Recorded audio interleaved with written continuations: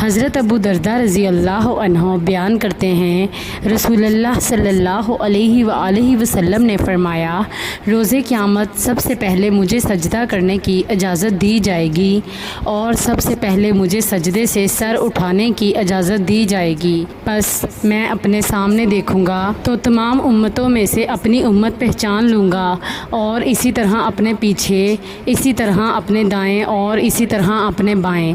تو کسی شخص نے عرض کیا، اللہ کے رسول صلی اللہ علیہ وآلہ وسلم، آپ تمام امتوں میں سے اپنی امت کو کیسے پہچانیں گے، جبکہ نوح علیہ السلام سے لے کر آپ صلی اللہ علیہ وآلہ وسلم کی امت تک کتنی امتیں ہیں؟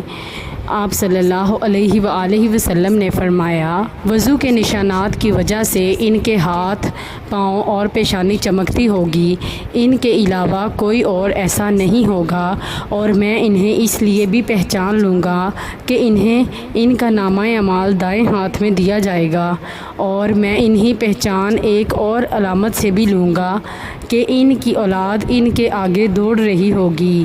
مشکوٰۃ المصابیح، حدیث نمبر 299۔ حضرت ابن عمر رضی اللہ عنہ بیان کرتے ہیں، رسول اللہ صلی اللہ علیہ وآلہ وسلم نے فرمایا، وضو کے بغیر نماز قبول کی جاتی ہے، نہ مال حرام سے صدقہ۔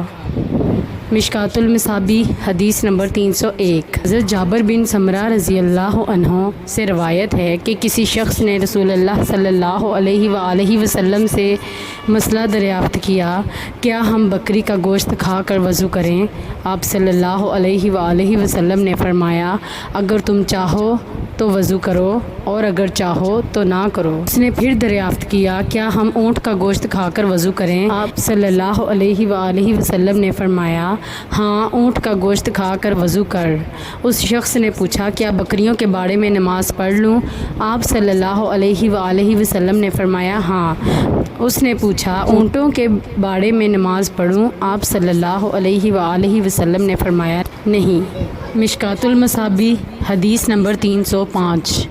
حضرت ابو ہریرہ رضی اللہ عنہ بیان کرتے ہیں، رسول اللہ صلی اللہ علیہ وآلہ وسلم نے فرمایا، جس شخص کا وضو ٹوٹ جائے تو جب تک وہ وضو نہ کرے اس کی نماز قبول نہیں ہوتی۔